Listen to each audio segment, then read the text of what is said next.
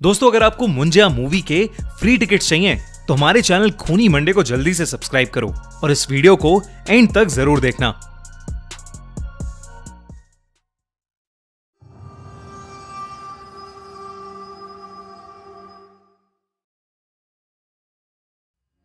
Munjya horror legend, horror story. कहते हैं कि जहां अच्छाई है वहां बुराई भी है, जहां रोशनी है वहां अंधेरा भी है। वैसे ही अगर देव है तो असुर भी। और आज मैं आपके लिए एक ऐसी खौफनाक असुर की कहानी लेकर आया हूं जिसे मुंजिया कहते हैं।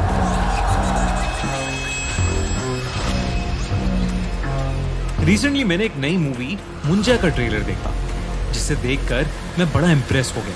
पहले तो मुझे लगा ये कोई फिक्शनल कैरेक्टर है, लेकिन जब मैंने मुंजिया के बारे में रिसर्च की तो मुझे पता लगा कि वो कितना भयानक है।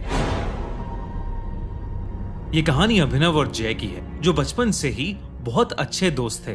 दोनों महाराष्ट्र के एक छोटे से शहर में पैदा हुए थे और समुद्र किनारे बसे उसी शहर में बड़े हुए थे। पर आज का दिन कुछ अलग था। आज अभिनव का 18th बर्थडे था। जय ने अभिनव के बर्थडे के लिए एक बहुत ही स्पेशल आइडिया सोच रखा था। वो अभिनव को रात 12 बजने से ठीक पहले ही एक बीच पर ले गया।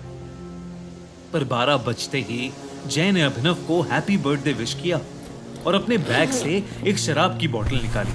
अभिनव वो बोतल देखकर थोड़ा चौंक गया। आज से पहले उन दोनों में से किसी ने कभी शराब को हाथ तक नहीं लगाया था। जय ने अभिनव से कहा कि ये उसकी बर्थडे सेलिब्रेशन का ही एक हिस्सा है। अभिनव भी अपनी लाइफ में एक नया एक्सपीरियंस लेना चाहता था, इसलिए उसने जय की बात झट से मान ली। वो दोनों समुद्र के किनारे काफी देर तक बैठकर शराब पीते रहे। कुछ देर बाद जय को जोर से टॉयलेट आ गया। वो उठकर एक पेड़ के पास टॉयलेट करने चला गया, लेकिन नशे में धुत जय ने यह देखा ही नहीं कि वो पेड़ कोई आम पेड़ नहीं, बल्कि एक पीपल का पेड़ था। टॉयलेट करते हुए अचानक से जय के सर पर एक पत्थर आ पड़ा। जय ने पेड़ की तरफ सर उठाकर देखा तो उसे वहां कोई नहीं दिखा। इतने में अभिनव भी उस पेड़ के पास आ गया। उसके हाथ में एक खाली बोतल थी और उसने मजाक में उस बोतल को जोर से जय के पास फेंका। वो बोतल सीधा उस पीपल के पेड़ पर जा लगी और उसके टुकड़े टुकड़े हो गए। पर उस बोतल के पेड़ पर लगते ही एक अजीब सी आवाज आई। ऐसी आवाज जैसे कोई जानवर गुस्से में गुर्रा रहा हो। 1 मिनट के लिए अभिनव और जय दोनों ही शांत हो गए, लेकिन कुछ ही पलों बाद वो आवाज आना बंद हो गई।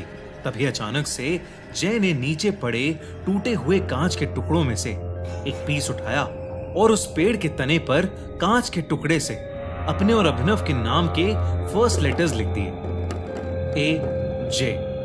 जय ने पेड़ पर उस कांच को खरोचते हुए कहा, अभिनव, अब ये दिन हमें हमेशा याद रहेगा।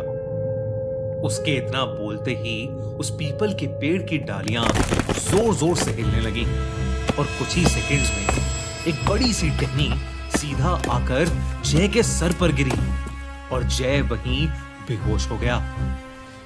ये देखकर अभिनव का नशा मानो 1 सेकंड में चूर हो गया। वो जल्दी से जय के पास गया और उसे होश में लाने की कोशिश करने लगा। तभी अभिनव को अपने पीछे से एक आवाज आई, मानो पेड़ से कुछ नीचे गिरा। अभिनव ने जैसे ही पीछे मुड़कर देखा, उसके पैरों तले जमीन खिसक गई। उसके ठीक पीछे एक काली सी परछाई थी, जिसकी 2 नीली आंखें अंधेरे में चमक रही थीं।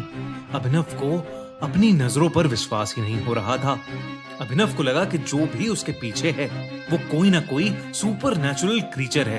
वो जैसे ही उस जीव से दूर जाने के लिए भागा, उस जीव ने उस पर हमला कर दिया। उसके बड़े बड़े नाखून अभिनव की पीठ में घुस गए, लेकिन चीखता हुआ अभिनव जैसे तैसे उस जीव की पकड़ से छूटा और वहां से दूर भाग गया। दूर जाकर अभिनव ने देखा कि वो जीव एक काली परछाई में बदल गया है और वो बेहोश पड़े जय के मुंह के अंदर घुस गया। और तभी अचानक जय अपनी बेहोशी से उठ खड़ा हुआ। अभिनव दूर से उसका नाम बार बार पुकार रहा था, पर जय मानो सुन्न होकर एक ही जगह पर खड़ा था। उसकी आंखें पूरी तरह से नीली पड़ चुकी थीं और वो बस वहां एक पुतले की तरह खड़ा था।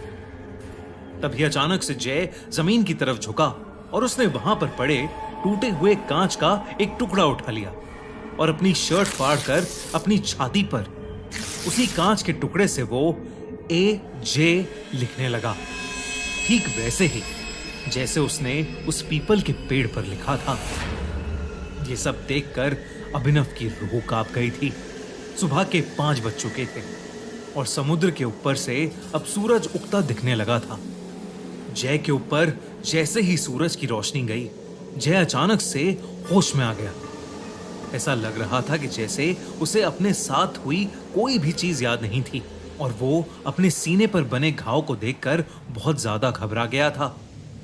उसके बाद वो दोनों चुपचाप अपने घर चले गए।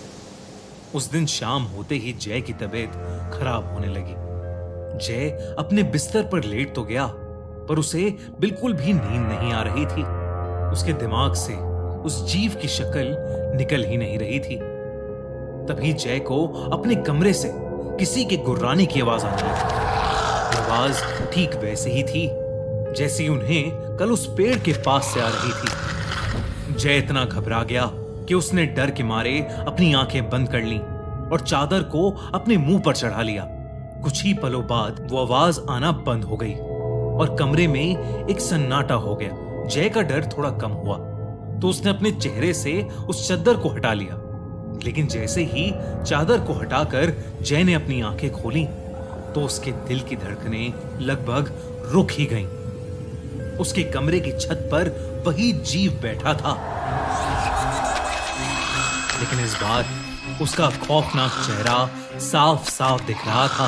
वो जीव एक भयानक राक्षस की तरह दिख रहा था। उसकी चमड़ी बिल्कुल पेड़ के तने जैसी थी और उसका चेहरा बिल्कुल एक छोटे बच्चे जैसा था। इससे पहले कि जय कुछ कर पाता, उस भयानक राक्षस ने जय पर अटैक कर दिया। उधर अभिनव बहुत घबराया हुआ था।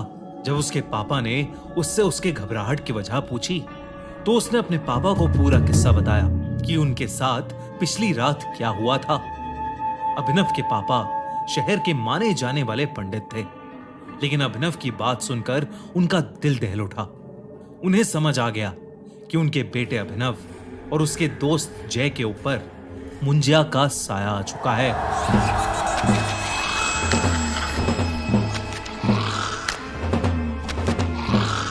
उन्होंने बताया कि मुंजिया एक ऐसा असुर है जो एक बार पीछे पड़ जाए तो पीढ़ियों तक पीछा नहीं छोड़ता।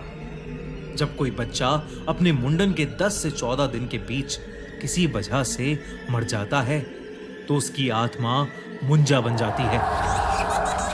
मुंजा एक गुस्से से भरे बच्चे की तरह होता है और पीपल के पेड़ पर रहता है, और अगर कोई उस पीपल के पेड़ से छेड़खानी करे तो वो उस इंसान के पीछे पड़ जाता है।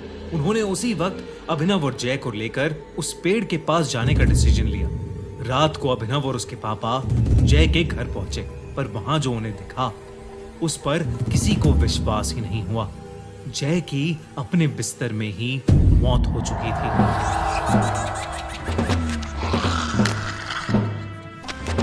उसके चेहरे पर ऐसा एक्सप्रेशन था मानो मरने से पहले उसने अपनी मौत को करीब से देखा हो। अभिनव के पिता ये देखकर चिंता में आ गए। वो अभिनव को लेकर फौरन उस पीपल के पेड़ के पास पहुंचे और अभिनव के पिता ने उसी समय उस पेड़ के सामने एक छोटी सी पूजा करके उस मुंजा से हाथ जोड़कर माफी मांगी। वो कई घंटों तक पूजा करते रहे और उस मुंजा से माफी मांगते रहे। जैसे ही सूर्य उदय हुआ वो दोनों अपने घर वापस आ गए। उस दिन के बाद से अभिनव को कभी वो मुंजा नहीं दिखा, लेकिन अभिनव ने अपने सबसे करीबी दोस्त को खो दिया था। आज भी अभिनव शराब को हाथ नहीं लगाता और रात के समय पीपल के पेड़ के पास से कभी नहीं गुजरता।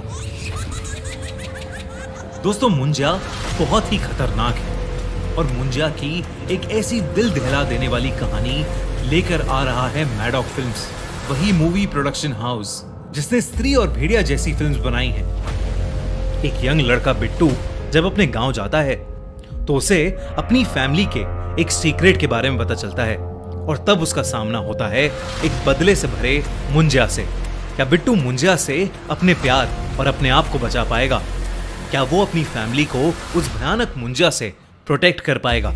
जानने के लिए देखिए मुंजिया। 7 जून को थिएटर्स में रिलीज हो रही है, जिसके लिए मैं बहुत ज्यादा एक्साइटेड हूं। और अगर आप भी मेरी तरह एक्साइटेड हैं तो थिएटर्स में मुंजिया मूवी को देखना मत भूलना। इनफैक्ट हम आपके लिए लेकर आए हैं एक गिव अवे कॉन्टेस्ट, जिसमें आप जीत सकते हैं मुंजिया के फ्री मूवी टिकट्स। इस गिव अवे का पार्ट बनने के लिए आपको बस हमारे इंस्टाग्राम को फॉलो करना है और पार्ट लेना है हमारे first ever horror open mic competition में। 5 जून को शाम को 7 बजे मैं आ रहा हूँ इंस्टाग्राम पर लाइव आप लोगों की हॉरर कहानियां सुनने, और बेस्ट कहानियों को मिलेगी मुंजिया की फ्री टिकट्स।